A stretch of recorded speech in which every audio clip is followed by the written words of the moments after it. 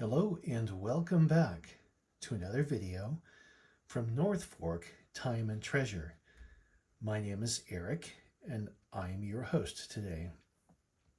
Well, I know it's been a really long time since I've made a video for this channel. My wife and I have been busy making lots and lots of videos, really helpful videos for people. For our other channel, Dragonfly Awakening of Colorado, a little bit more on the philosophical, spiritual consciousness mind frame. Really interesting stuff if you want to check it out. Anyway, today on the bench, we have a very interesting thing. This is a pedometer. Now, what is a pedometer? Well, most people know these days because our phones have pedometers, measuring each step we take. Not every breath you make. I'm sure it can approximate, however. All in all, for your health, determining the distance that you've walked, for maintaining your daily health. So my first introduction to a pedometer was in my iPhone. And, well, how cool is that? I mean, there is an invention inside of it that can measure movement. Well, to my surprise, the concept of the pedometer has been in existence even way back to the time of Da Vinci. I think it was Da Vinci, not Galileo, it was Da Vinci. And he had drawings of it, though it's unknown if he'd ever made one. Anyway, I think they really started to become prominent probably in the early 20th century. At the time, measuring one's steps, that was pretty much just for athletes because jogging and walking really wasn't a common thing people do. So this is a mechanical pedometer.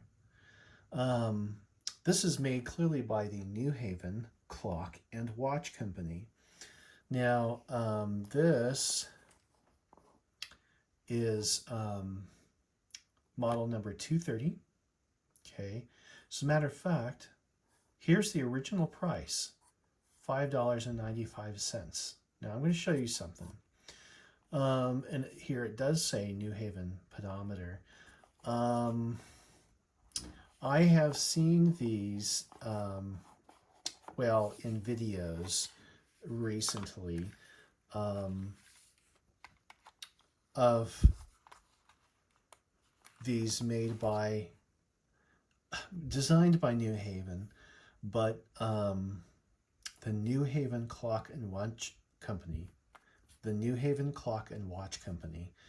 the models in the 60s, from what I understand, if you look up here, it'll say something like the Pedometer Corporation or something. They sold the patent or did something or gave the manufacturing to somebody else. But this one is an original. So I'm just going to take this out because this is actually a really neat find here. This is obviously the original box. We have the original instruction. Now this is what I wanted to show you. Remember this? The individual price was $5.95. Well, I thought this was cool. I thought this was just another set of instructions. But here's the sales receipt. Good old Carl. Carl bought himself a pedometer on April 30th, 1956. And they have their catalog number. He paid $5.95 as marked on the box. Tax was 15 cents for a total of $6.13. Tendered $7 and got his change and ran out of there, right? I thought that was really cool. So and the next piece I wanted to say here, because some people might say otherwise, this is the New Haven Guarantee. This 1956 model was made by the New Haven Clock and Watch Company, New Haven, Connecticut. It's got the old zip code, and I thought I saw somewhere on here. No, it might have been the receipt. Might have been the back of the receipt. Look at the old-fashioned phone numbers. Dial 8121, please. In business since 1863. So this is Morley Brothers sales receipt. Michigan. Saginaw, Michigan. So, so this is an authentic New Haven Clock and Watch Company pedometer. So that is pretty cool. Now, the way this works is usually the bonnet and the pocket watch is in a way so that it does hang from the top, and your 12 clock's here. Well, clearly this is upside down. So when you fasten this to your belt, here's your belt clip. It's going to hang upside down. Now, it's designed in such a way that the pendulum in here, this is not wound. This is just pure mechanical effort. If you're familiar at all with automatic watches and their winding mechanism, this is very similar to that. Okay. That's the pendulum jumping. Okay, now if I did that about 17, 18, 19, 20 times, you'd start seeing the large hand move. Once around is a mile. Okay? As indicated by this chapter right here. You see this inner circle. Now if you look closer, see if we could do this with some light. And touch the screen. There we go. This, what would usually be a seconds chapter, actually measures from 0 to 100. So this will actually measure up to 100 miles. No kidding, it was made for athletes because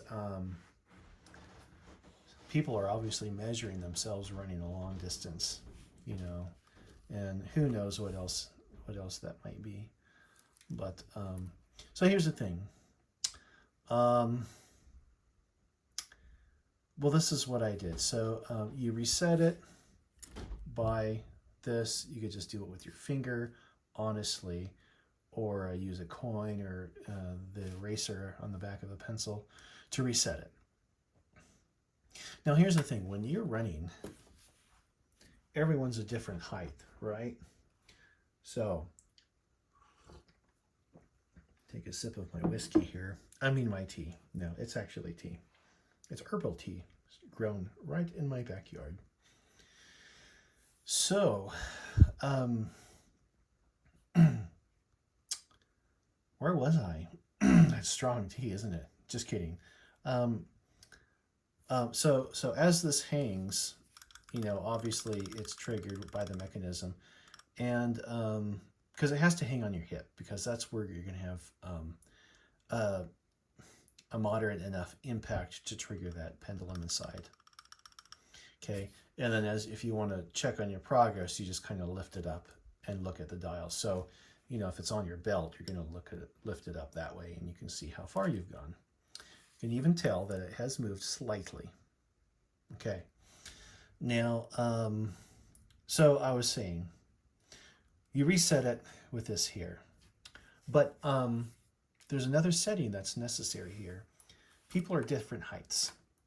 So that means we also have different strides. The measurement from toe to toe, each stride is different.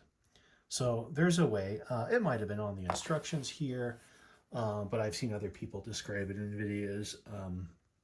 Generally, you're going to want to take 10 strides, measure the total distance, then divide it by 10. That's going to give you your average stride. Then you set that stride on the mechanism here. This does not require your typical watch opener. You can use your fingernails, although it does feel weird doing it. And first of all, look at all that dirt. As a horologist, my immediate thought is, yeah, it's working, but it needs to be cleaned. We're going to just freaking clean this. And that's what this video is today. But I'm going to try to zoom in on this. You can see the grime here, but I'm going to point this out for you. Boy, I can't even read that.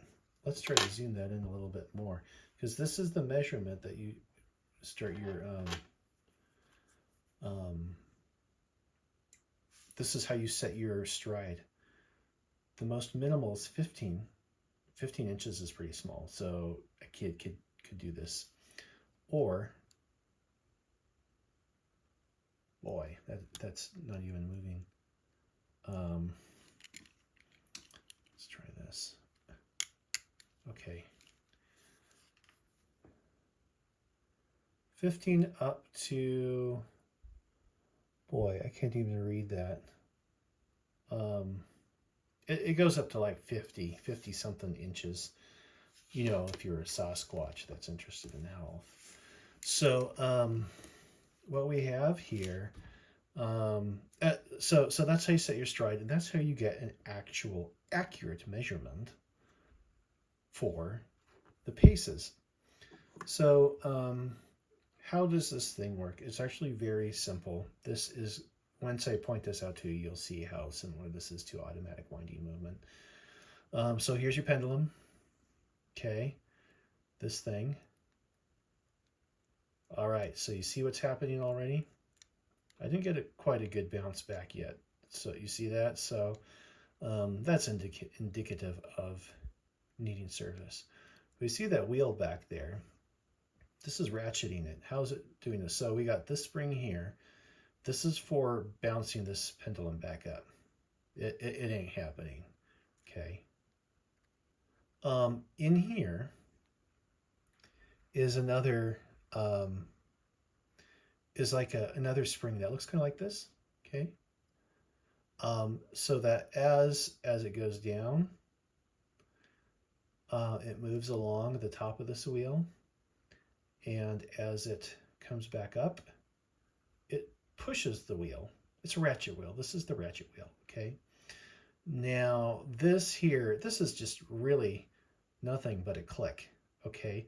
I can't show you right now, but on the edge of this wheel are very, very fine markings. It's knurled, basically, straight up and down, not crisscross. As this moves down, this usually on some other ones you can hear it kind of zip as it goes past the notches. But on the downward motion, this prevents the wheel from moving. Notice that? Okay. But now, oh, did you see that? That click, it actually did move. And I almost swore I heard it. And so this one prevents it from going back, and this one pushes it forwards. That's it. That's it. Now, somewhere in here, and I'm not quite sure how it works, but your stride adjustment here, and we're going to do this together. We're going to figure this out together. Somehow, that has an influence on